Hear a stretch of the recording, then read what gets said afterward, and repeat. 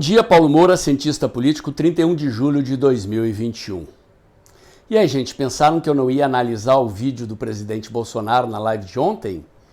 Pois é, assistiram a live esperando provas cabais de fraude? Será que o presidente Bolsonaro tem tanto interesse assim na aprovação do voto impresso? Este é o assunto do meu vídeo de hoje, sobre o qual eu vou falar daqui a pouquinho, mas antes eu quero agradecer a você que doa pelo Pix e pela conta bancária do canal.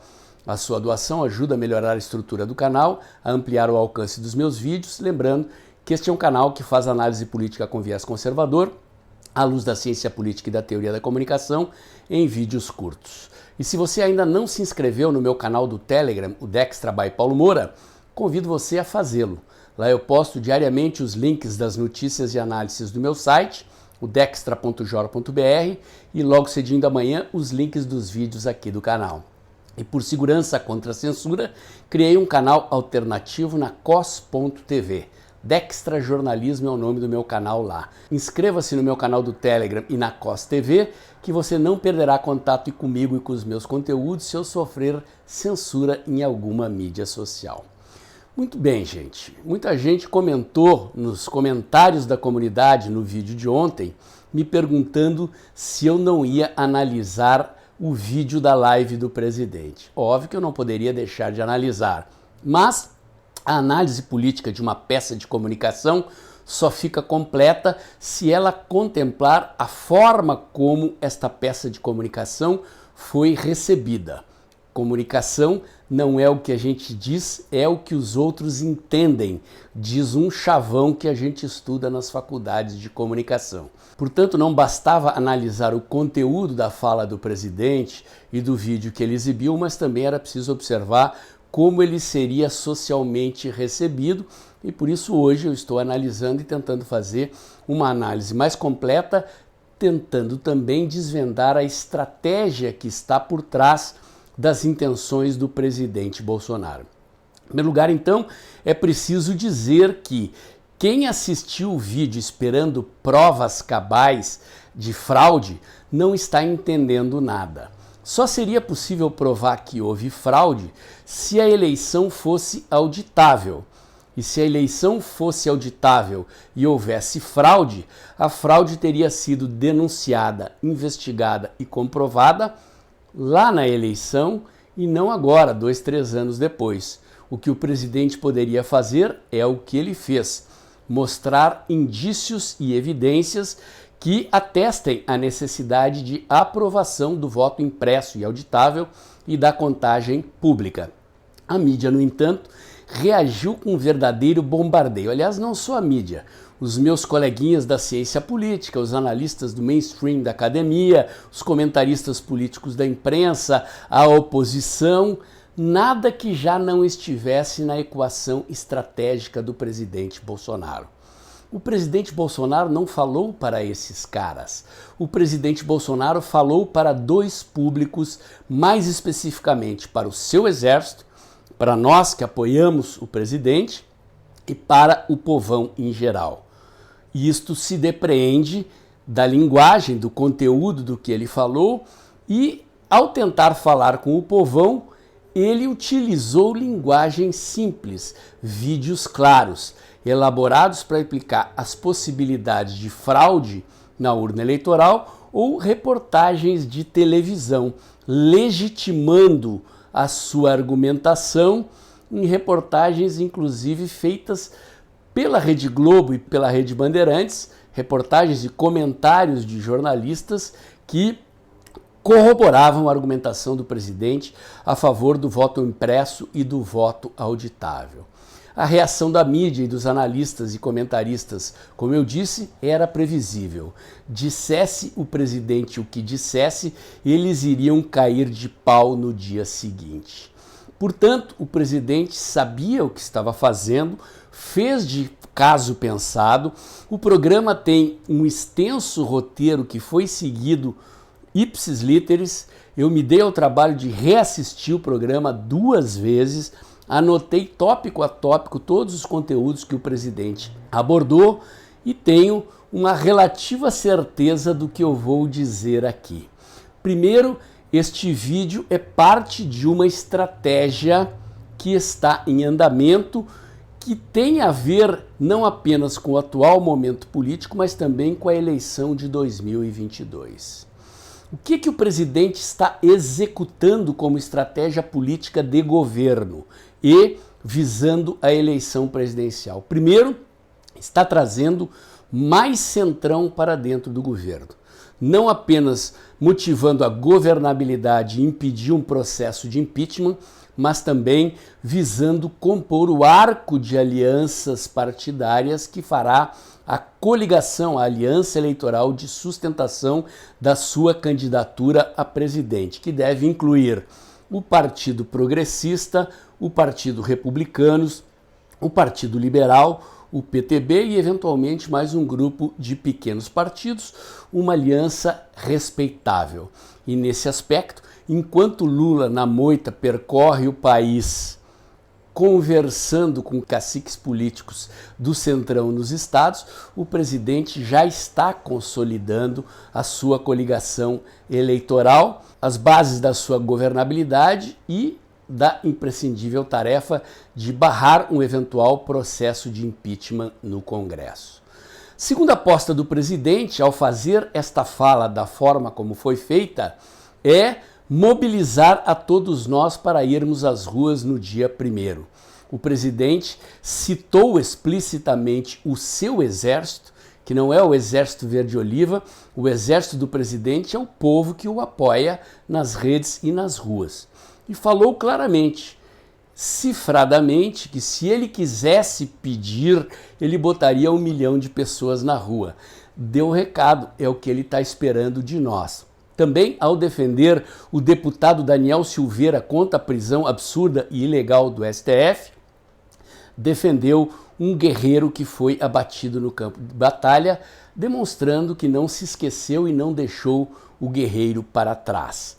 Isto são técnicas que se fazem para demonstrar deferência do líder aos seus seguidores, preocupação do líder com seus seguidores e, consequentemente, o desejo de unir o exército nas ruas, não só agora dia 1º, mas principalmente dia 1º, quando eu já analisei isso aqui, precisamos dar uma forte demonstração de força, não apenas em apoio ao voto impresso e auditável e à contagem pública, mas principalmente um termo de comparação com as manifestações da esquerda que estão murchando uma atrás da outra. Eu também já analisei isso aqui em vídeo e não sou apenas eu que estou dizendo. Saíram entrevistas de organizadores das manifestações da esquerda no jornal O Globo e na Folha de São Paulo, admitindo que as manifestações da oposição perderam tração. Outra aposta do presidente foi na polarização. A polarização óbvia é com o PT. Embora ele não tenha citado o nome do Lula literalmente em nenhum momento, em alguns momentos ele citou o número 13 e o tempo todo falou daqueles que estavam no governo, daqueles que querem voltar, da volta da corrupção e da associação da oposição com os regimes de Cuba, da Venezuela, da Argentina, da Bolívia e assim por diante, ou seja, os bolivarianos que nós tiramos do poder. Ele, portanto, carimbou, escolheu o adversário, não fez referência a mais nenhum outro adversário, a não ser um que é um adversário excepcional, que não está percebendo a armadilha em que está sendo colocado. Trata-se do TSE e dos juízes do STF que soltaram Lula. Sim, o presidente Bolsonaro escolheu também este inimigo. Em política, escolher inimigos é parte do jogo estratégico. O presidente Bolsonaro, portanto, escolheu o adversário. De certa forma, o adversário está obviamente posto. É Lula, o PT, a esquerda e todo o conjunto de forças que se aliaram ou estão se aliando em torno da candidatura de Lula e, inusitadamente, jogou o TSE e o STF no colo do PT. E aqui, claramente, gente, o TSE e o STF não estão percebendo a armadilha na qual estão caindo. Em qualquer país do mundo, em qualquer democracia do mundo, a instituição da justiça tem que se colocar acima dos conflitos. A função da justiça é arbitrar conflitos. O TSE, notadamente o juiz Barroso, fez o que ontem? Depois de o STF ir para dentro do Congresso Nacional, articular contra o voto impresso, virar os partidos que eram a favor contra o voto impresso, o juiz Barroso foi para a televisão contestar o presidente ao mesmo tempo em que o presidente fazia a sua live. Isso parecia uma campanha eleitoral, gente. Lembrem-se da campanha eleitoral, a oposição fazendo campanha na televisão e no rádio e apostando, a mídia, o establishment todo dizendo quando a campanha eleitoral vai começar, o Alckmin vai crescer, o Bolsonaro vai cair e a eleição será de novo PSDB contra PT, e não foi. Ninguém entendeu o jogo estratégico do presidente Bolsonaro na eleição de 2018. O presidente Bolsonaro jogou na internet, jogou nas ruas, e os políticos tradicionais jogaram na política tradicional e no marketing político tradicional e fracassaram. O TSE, ao mesmo tempo, está incorrendo neste erro. Aliás, 2 erros. O primeiro é achar que pode combater Bolsonaro utilizando apenas a mídia tradicional. O segundo é tirar a justiça da posição de árbitro e tornar a justiça um inimigo equivalente ao PT, que, aliás, estamos falando aqui de uma corte bolivariana, que foi nomeada, na sua maioria, pelo PT. Portanto, o presidente não está fazendo nada que a opinião pública não seja capaz de perceber. Mas a justiça eleitoral e o STF, notadamente os juízes que soltaram Lula, vejam a frase emblemática do presidente. Quem é que vai contar os votos? Os mesmos que soltaram Lula? Ou seja, empurrou o TSE e o STF para o colo do Lula, para o colo do PT, e assim definiu o inimigo. E este inimigo é a cara do establishment. Do meu ponto de vista, então, o presidente Bolsonaro está, de certa forma, reconstituindo, em parte, os elementos da estratégia política e eleitoral dele em 2018. Em 2018, o presidente batia no seu principal adversário, Haddad, do PT, mas batia no establishment como um todo. Na eleição passada, o establishment era a cara do Centrão, aliado do PT. Hoje, o presidente está tentando uma operação delicada, mas não impossível. Comunicação é uma coisa meio esquizofrênica e não é impossível o presidente conseguir concorrer aliado do Centrão e, ao mesmo tempo, aparecer para a sociedade como um candidato antissistema.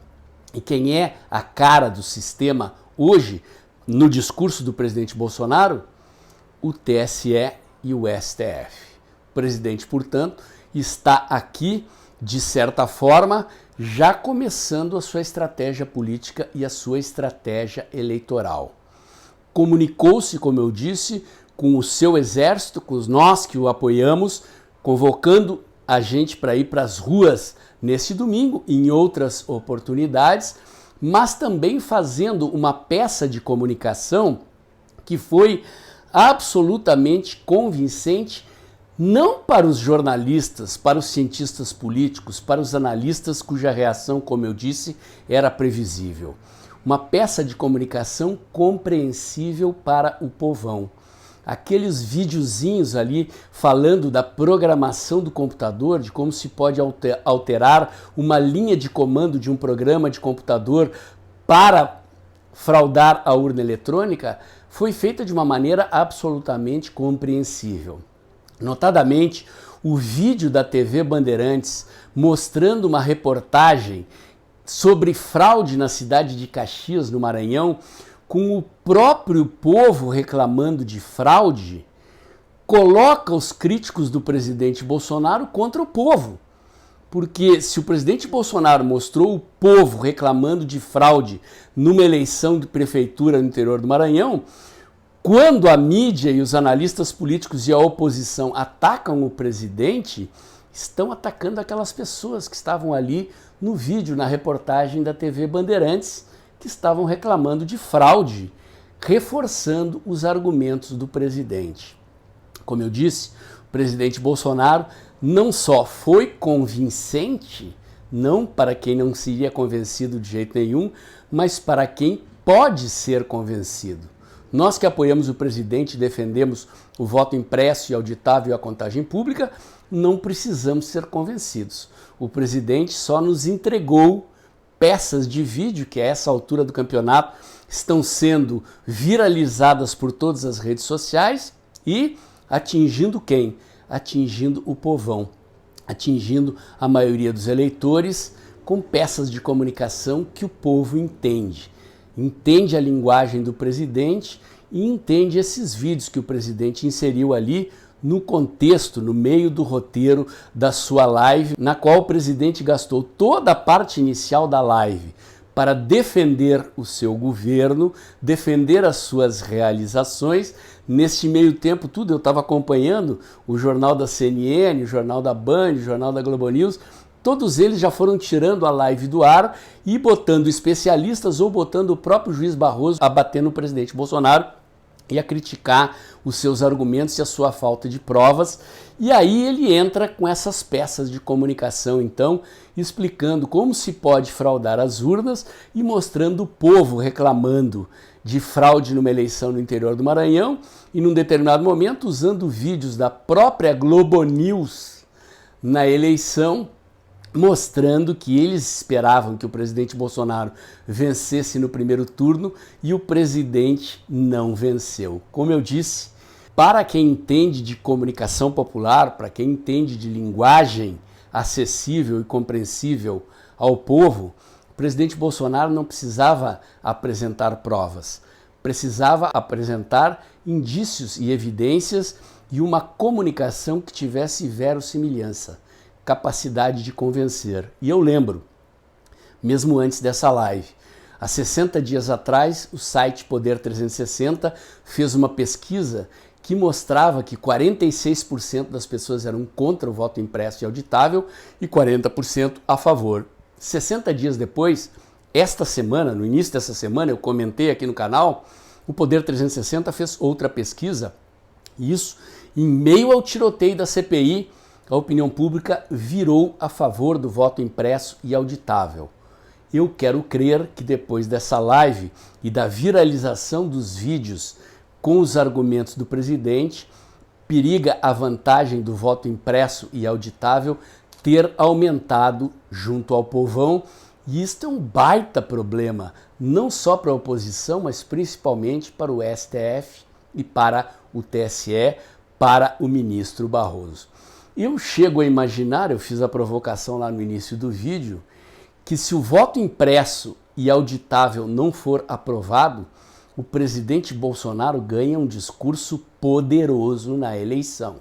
Se for aprovado, vamos comemorar, mas se não for aprovado, o TSE e o STF ficarão com cara de PT, com cara de Lula, com cara de oposição, numa eleição que terá este assunto inevitavelmente como tema.